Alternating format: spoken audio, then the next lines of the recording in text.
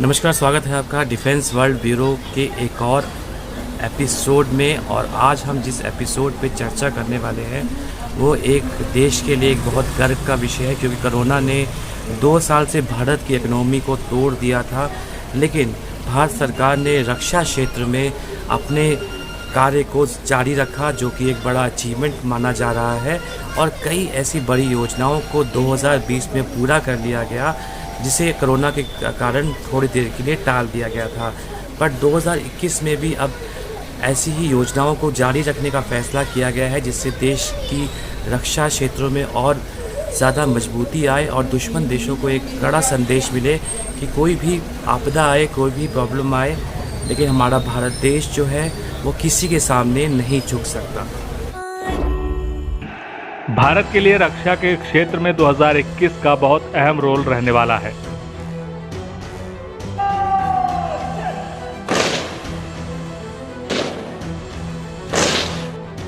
Corona ने जहां 2020 में भारतीय रक्षा से जुड़े कई बड़े काम को नहीं होने दिया, वहीं इस साल यानी कि 2021 में भारत कुछ ऐसा करने वाला है जिसके बाद दुश्मन अपने होशो हवास खो सकता है।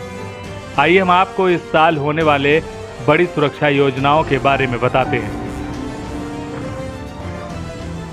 जिसमें सबसे जरूरी काम बैलिस्टिक मिसाइल डिफेंस शील्ड अहम है। इसके अलावा एक एयर इंडिपेंडेंट प्रोपल्शन प्रणाली और 800 किलोमीटर मारक क्षमता वाली ब्रह्मोस के साथ कई मिसाइलें और ड्रोन भी शामिल किए जाएंगे। डिफेंस वर्ल्ड ब्यूरो को सूत्रों के हवाले से ये भी खबर मिली है कि पारंपरिक पनडुब्बियों को ज्यादा लंबे समय तक पानी के अंदर बनाए रखने में सक्षम बना देने वाली स्वदेशी AIP के लिए परीक्षण नए साल की पहली तिमाही में शुरू हो चुका है। जिन प्रमुख प्रणालियों का परीक्षण किया जाना है उनमें से एक AIP होगी, जिसे फिर से फिट करने के दौरान भारत की 6 स्कॉर्पियन पनडुब्बियों में लगाया जाना है। एक अन्य महत्वपूर्ण परीक्षण BMD के चरण 2 के लिए होगा, जिसका उद्देश्य बहुस्तरीय रक्षा प्रणाली के माध्यम से देश को किसी भी तरह की मिसाइलों, जिसमें परमाणु मिसाइलें और हवा में उड़ने में सक्षम उपकरण शामिल हैं।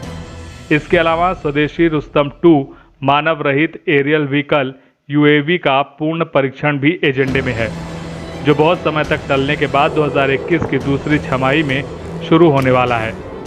मिशन के उद्देश्यों के आधार पर synthetic aperture radar, electronic intelligence system और स्थिति के अनुरूप उपयुक्त प्रणालियों को ले जाने में सक्षम यह UAV एक मध्यम ऊंचाई वाली दूरगामी प्रणाली है।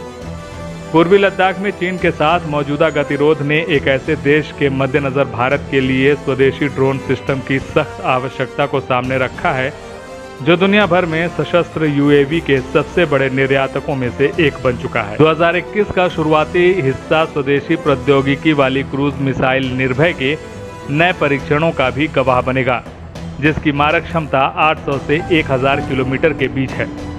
वहीं 800 किलोमीटर की रेंज वाली ब्रह्मोस सुपरसोनिक क्रूज मिसाइल का पहला परीक्षण 2021 के मध्य में किए जाने की योजना है।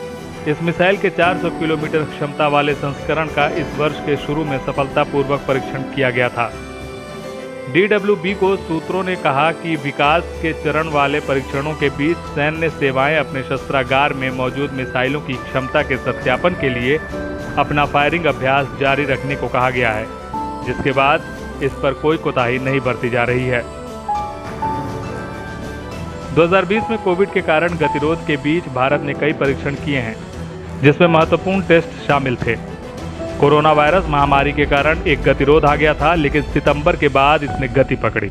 2020 के प्रमुख परीक्षणों में एक 7 सितंबर का hypersonic technology demonstrator vehicle test था। अमेरिका, चीन और रूस के बाद भारत दुनिया का ऐसा चौथा देश है जिसके पास यह तकनीक है। सफल टेस्ट ने भारत के लिए ध्वनि की गति से 6 गुना तेज गति वाली मिसाइलों को विकसित करने का मार्ग प्रशस्त कर दिया है।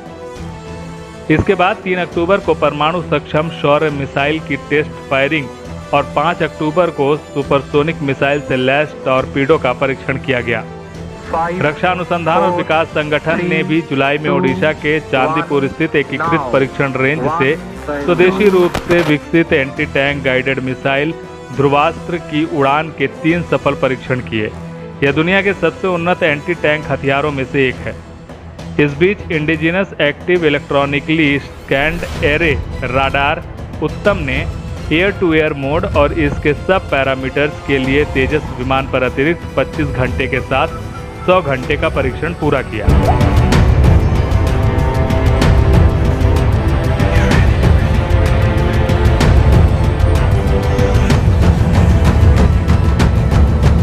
9 अक्टूबर को नई पीढ़ी की एंटी रेडिएशन मिसाइल ने ओडिशा के तट से दूर स्थित विकिरण लक्ष्य को भेदने का लक्ष्य सफलतापूर्वक पूरा किया। मिसाइल को सुखोई 30 लड़ाकू विमान से लॉन्च किया गया था। वर्ष 2020 quick reaction surface to air missile द्वारा 13 नवंबर को एक नया मुकाम हासिल किए जाने का गवाह भी बना, जो मध्यम रेंज और मध्यम ऊंचाई पर एक बंशी पायलट रहित विमान पर सीधा लक्ष्य साधने में सफल साबित हुई।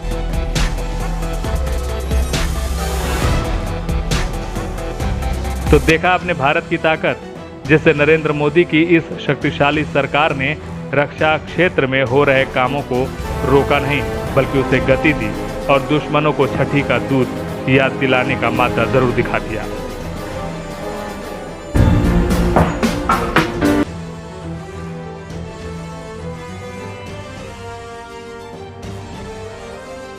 और इससे ये भी पता लगता है कि देश की सरकार दुश्मनों को हल्का सा भी खड़े नहीं होने देना चाहती। भारत की सरकार दुनिया के दुश्मनों को ये साफ संदेश देना चाहती है कि भारत कोरोना में टूटा नहीं है, बल्कि दुश्मनों के लिए यमदूत बन गया, जिसके बाद अब दुश्मन मुल्क बिल्कुल हमारे भारत को हल्के में नहीं लेना चाहेंगे। डिफेंस वर्ल्ड ब्यूरो के लिए प्रशांत शर्मा की रिपोर्ट।